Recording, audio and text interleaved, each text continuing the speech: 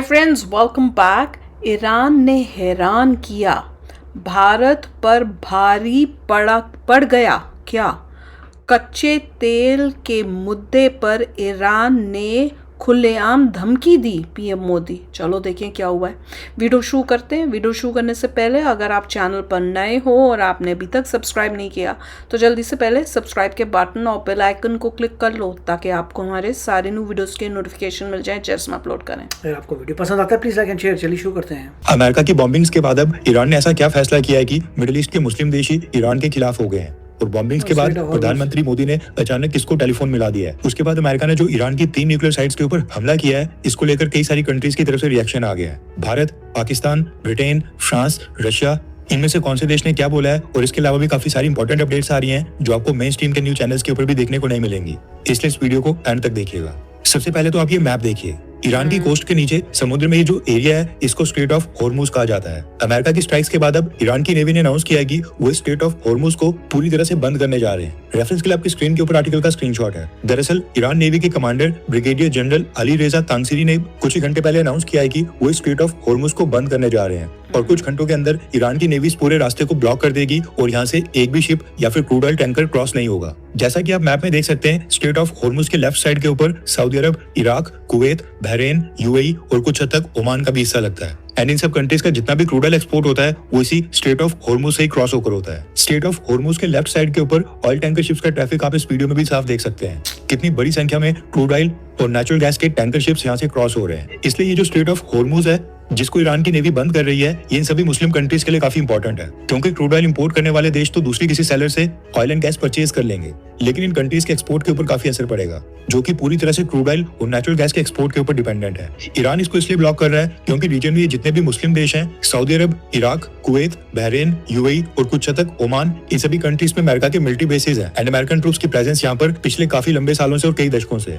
Indirectly ये सभी America के एलाइज की तरह काम करते हैं। और दूसरा कारण ये है कि स्ट्रेट ऑफ हॉर्मुज से वर्ल्ड का 20% क्रूड ऑयल क्रॉस होता है। ये रास्ता अगर बंद हो गया तो क्रूड ऑयल और नेचुरल गैस की कीमतें इंटरनेशनल मार्केट में तेजी से बढ़ जाएंगी, वर्ल्ड इकोनॉमी में अनसर्टेनिटी बढ़ेगी, गुड्स के प्राइसेस बढ़ेंगे एंड इकोनॉमिक रिसेशन का खतरा बढ़ेगा। और इससे ईरान को कोई फर्क नहीं पड़ता है क्योंकि अमेरिका ने तो पहले से ही ईरान के क्रूड ऑयल और ईरान के गैस एक्सपोर्ट करने के ऊपर सैंक्शंस लगा के रखे हुए हैं। ईरान ने आज से पहले भी कई बार ये धमकी दी है कि वो स्ट्रेट ऑफ हॉर्मुज को बंद कर देंगे, लेकिन ये देखना इंटरेस्टिंग होगा कि क्या ईरान इस बार सच में इस रास्ते को ब्लॉक करता है या ये फिर केवल एक धमकी थी। एंड अगर ईरान इस स्ट्रेट ऑफ हॉर्मुज को ब्लॉक करता है तो फिर अमेरिका और इजराइल का अगला स्टेप क्या होगा वो भी काफी इंटरेस्टिंग होगा, क्योंकि उनके एक्शंस और उनके हमले के कारण ही मिडिल ईस्ट के बाकी देशों को प्रॉब्लम हो रही है और इस रास्ते के ब्लॉक होने से इफेक्ट होने वाली हैं। फॉर एग्जांपल, ये जो स्ट्रेट ऑफ हॉर्मुज है, यहाँ से भारत का 30 से 40% क्रूड ऑयल क्रॉस होता है। भारत, इराक, यूएई, कतर और सऊदी अरब से जो क्रूड ऑयल और नेचुरल गैस इंपोर्ट करता है वो इसी रास्ते से क्रॉस होकर भारत आती है। इसलिए अगर ईरान स्ट्रेट ऑफ हॉर्मुज को बंद करता है तो भारत के ऑयल एंड गैस के शिप्स को भी यहाँ पर रोका जाएगा। इससे भारत की एनर्जी सिक्योरिटी के ऊपर भी असर पड़ेगा। अब ईरान सच में स्ट्रेट ऑफ हॉर्मुज बंद करेगा या नहीं, ये तो अगले 24 से 48 घंटे में पता चलेगा।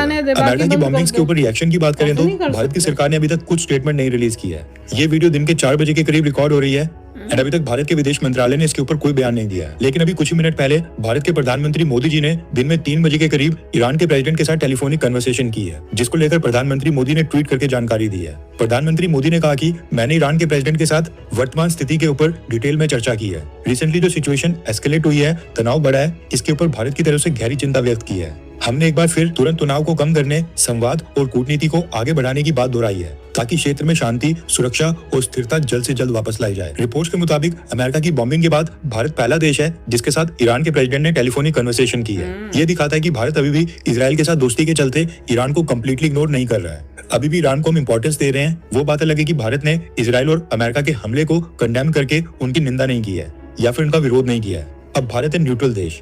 ऐसे में हो सकता है कि ईरान भारत से मदद मांग रहा हो सकता है कि भारत ने स्ट्रेट ऑफ हॉर्मुज और चाबार पोर्ट में खुद के इंटरेस्ट सिक्योर करने के लिए कॉल की हो, या फिर हो सकता है कि भारत बैकएंड के ऊपर मीडिएशन का रोल प्ले करने की कोशिश कर रहा हो।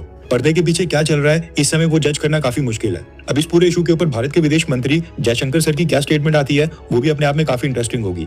हम उसको भी कवर करने वाले हैं, इसलिए अगर आपने हमारे चैनल को सब्सक्राइब नहीं किया तो कर लें। भारत के बिल्कुल ऑपोजिट किया है पाकिस्तान ने।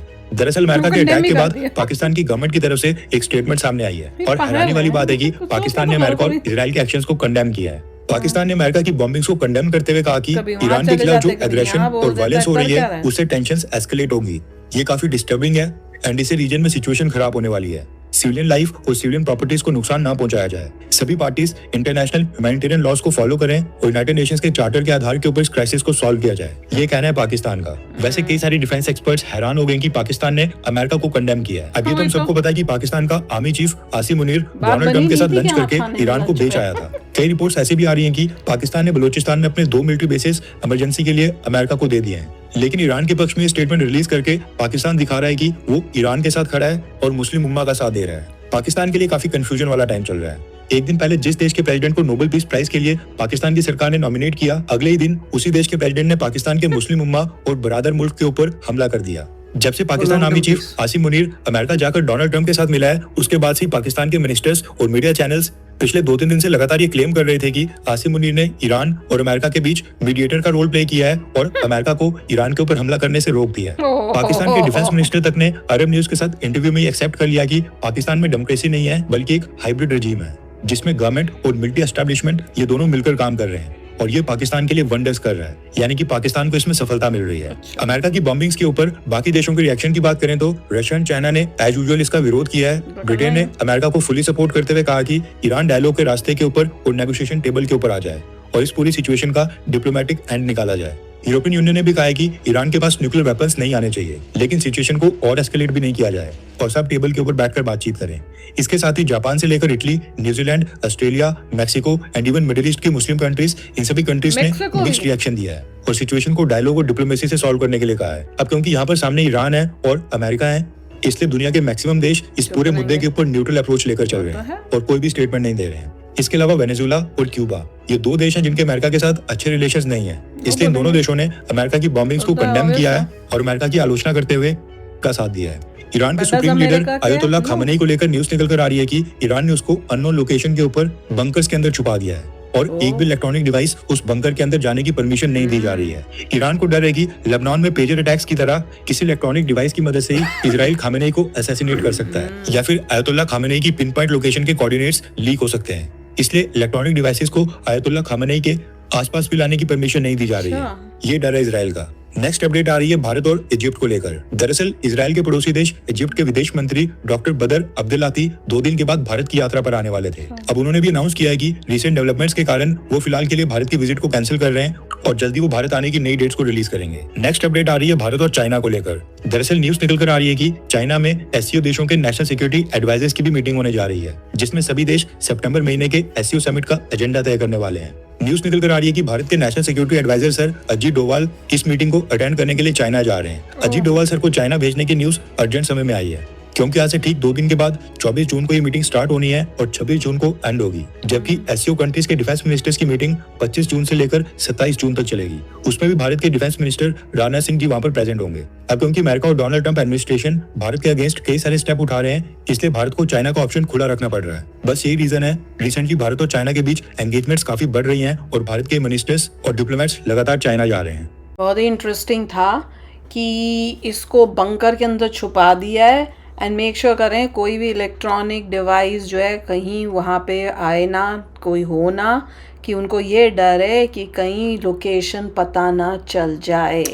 वो तो इंटरेस्टिंग था। और रशिया का और चाइना का और जो दूसरे देश हैं जो यूएसए के अगेंस्ट है, वो तो ऑब्वियसली इस सिचुएशन में बोलेंगे ही बोलेंगे, उनको तो एक मौका मिला है। पर बाकी कोई कंट्री यूएसए के अगेंस्ट नहीं बोलेगी, क्योंकि भैया जितना यूएसए का पाकिस्तान का कि यूएसए के अगेंस्ट बोलना थोड़ा हैरान की बात नहीं। मैं बताऊं क्या, वो इसलिए बोल रहे हैं, उनको दिख रहा है कि भैया जहां से माल आना था, ये तो माल अभी आना शुरू ही होना था, बंद हो गया। ये पहले से प्लान था उनका, ये था कि ईरान उन पे ना अटैक करे, तो अपना क्लियरिफाई करें भाई हम तो तुम्हारे साथ ही हैं, जबकि यूएसए ऑपरेशन करता चला जाएगा, मगर वो लोग हम तो तुम्हारे साथ हैं, हम तो तुम्हारे साथ हैं, वहाँ अपना यूएस ऑपरेशन करता चला जाएगा, जिससे वो हम तो तुम्हारे साथ हैं, हमें मत अटैक करना। मगर इसमें मेन था कि स्ट्रेट ऑफ हॉर्मुज को जो है बंद अगर करते हैं तो ज़्यादा लॉस मिडिल ईस्टर्न कंट्रीज का ही होगा। सब मिडिल ईस्टर्न कंट्रीज का वहीं से ऑयल जाता है, सबका लॉस होगा, और जो दूसरे वेंडर्स हैं उनको प्रॉफिट होगा। रशिया से हम ज़्यादा लेने लग जाएंगे, यूएस ज़्यादा बेचने लग जाएगा, तो और का प्रॉफिट होगा। मिडिल ईस्टर्न कंट्रीज सबको लॉस होगा, और मुझे लगता नहीं मिडिल ईस्टर्न कंट्रीज चुप बैठेंगे अगर ईरान वो करता है। देखते हैं अब ये बंद करता है कि नहीं करता, क्योंकि पता मैंने पढ़ा तो यही था कि अभी टॉक्स हो रही हैं सब मिलिट्री के साथ, पार्लियामेंट में अप्रूव कर दिया उन्होंने कि बंद कर दो, but I don't think they will do it. अगर करेंगे तो उनका ज़्यादा लॉस है। और उनका होगा जो कंट्रीज वहाँ से लेती हैं। Correct. तो वो उनका नुकसान होगा इन द सेंस कि उन वहाँ से अब नहीं ले पाएंगे। दूसरे ऑप्शन इंडिया चाइना जो है दोनों मेन वही हैं जिनके साथ वो जो प्रॉब्लम हो सकती है। अब क्या ये डिसीजन लेके दूसरी कंट्री से भी अपने रिश्ते जो हैं ख़राब करेंगे, ये ईरान करेगा, ये देखना इंटरेस्टिंग होगा, क्योंकि यूएसए को इतना इफेक्ट नहीं होना जितना बाकियों को होना है ये बंद करने से।